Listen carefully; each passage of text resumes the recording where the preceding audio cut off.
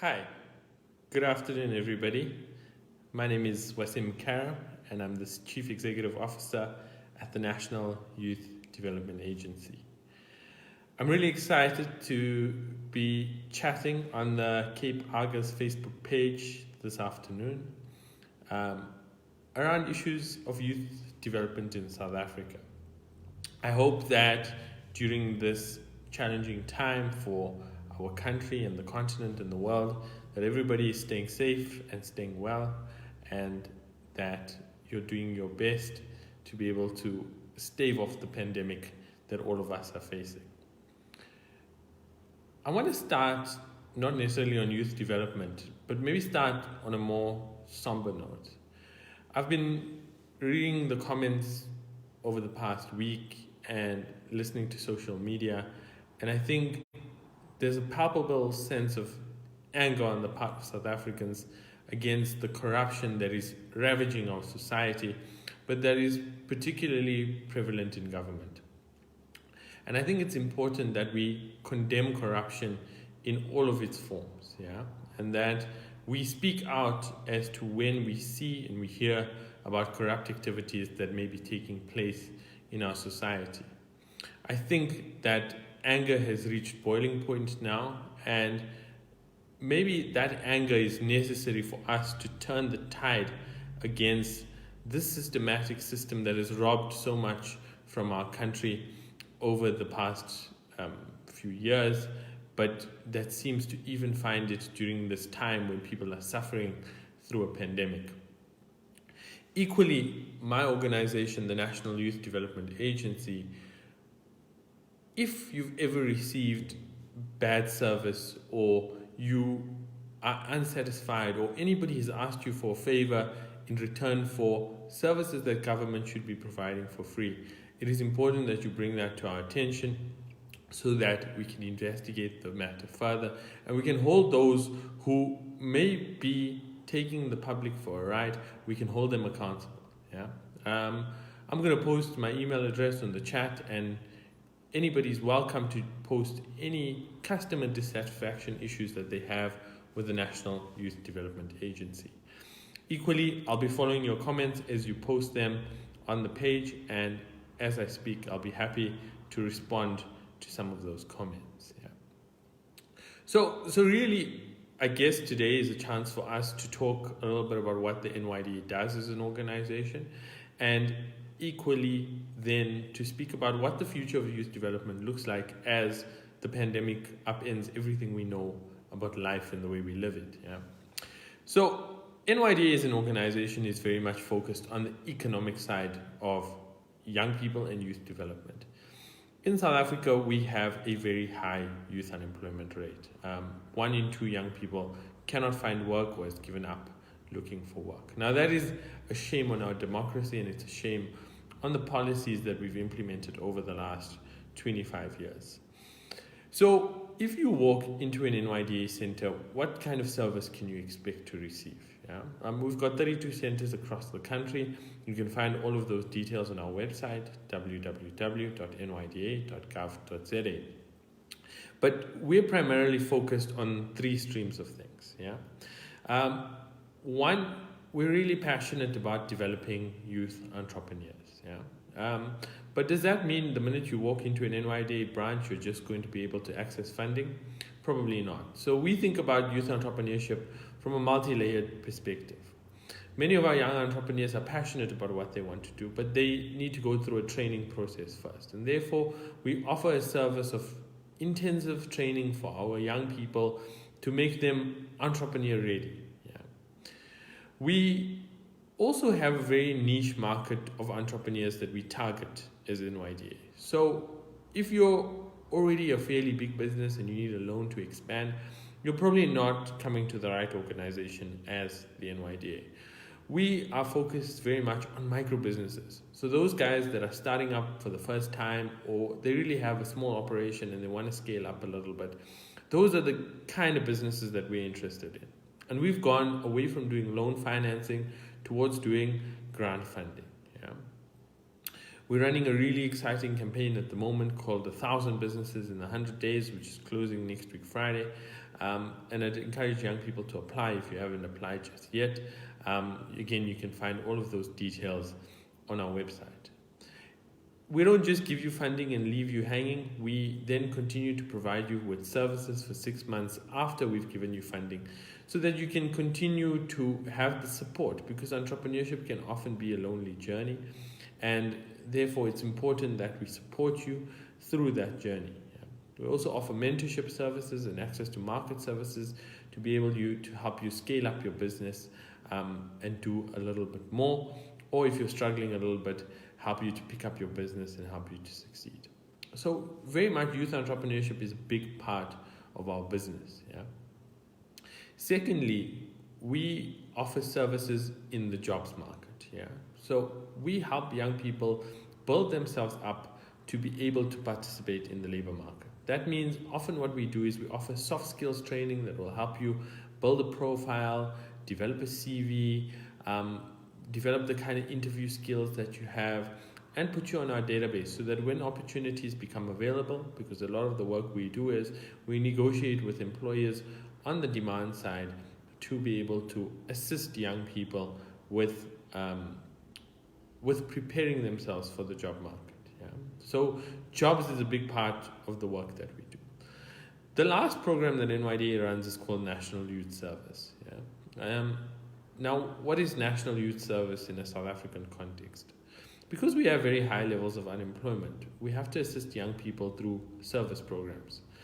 So youth service really is an opportunity for young people to earn a wage, learn a skill, but also offer meaningful service to their communities. And in doing this, we help young people, one, put income into their hands, but two, assist them with opportunities that can give them the access to networks that they need.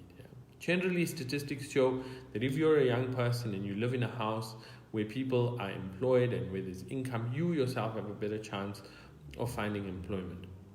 So that's really the three programs that NYDA runs, mainly on the economic side of youth development.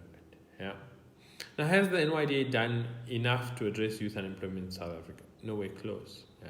If we think about it, there's 8 million young people in South Africa not in employment, education, or training. So many people will say to the NYDA, well, you've got a huge budget, you've got 500 million rand. Why are you not doing enough around youth unemployment? In any given year, out of those 8 million young people, the NYDA will only realistically be able to reach between 15 and 20,000 and tangibly, meaningfully impact on their lives. That means put them in a job, put them in a service opportunity, give them a grant to be able to start their business. And this sometimes causes many reputational issues for the organization because the expectation on us is huge, whereas our ability to deliver is slightly less so. Does this mean that we're immune from criticism? No, it doesn't. Does it mean we should just sit back and say, well, we helped who we could and that's it? It shouldn't. We need to be able to show as many young people that we can tangibly be able to change their lives. We cannot continue to just have the cycle of unemployment of many young people. So one, we go out and we try and raise as much additional money as possible so that we can help more and more young people make their dreams come true. Two, we advocate for changes in policy that can support more youth development activities so we can put more of our young people to work in South Africa. President Ramaphosa and the presidency is really passionate about solving the youth unemployment crisis in South Africa. In the State of the Nation 2020, which was before the pandemic hit us here on our shores, a large portion of the speech was dedicated towards youth unemployment. And the presidency, working together with social partners and civil society actors as well as the private sector, has come up with a presidential youth employment intervention, which will be South Africa's most bold and comprehensive and ambitious plan to tackle youth unemployment. What does the plan entail for us as young people? So it recognizes the fact that in South Africa, we have systematic and structural issues which cause unemployment. What are these systematic and structural issues? One, our basic education system doesn't always produce the right kind of skills that the economy needs.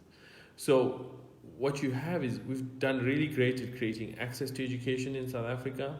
Over 1 million young people start school every year, but if we track them, more than half of them fall out before they reach matric. And this places them in a really difficult situation, because not having a matric certificate is more likely to make you unemployed as a young person. Secondly, South Africa's economy is not growing fast enough. That means every year we have about 1.2 million new young people entering the labor market, but the economy only creates about 200,000 jobs. That means every year 1 million new young people are joining the ranks of the unemployed.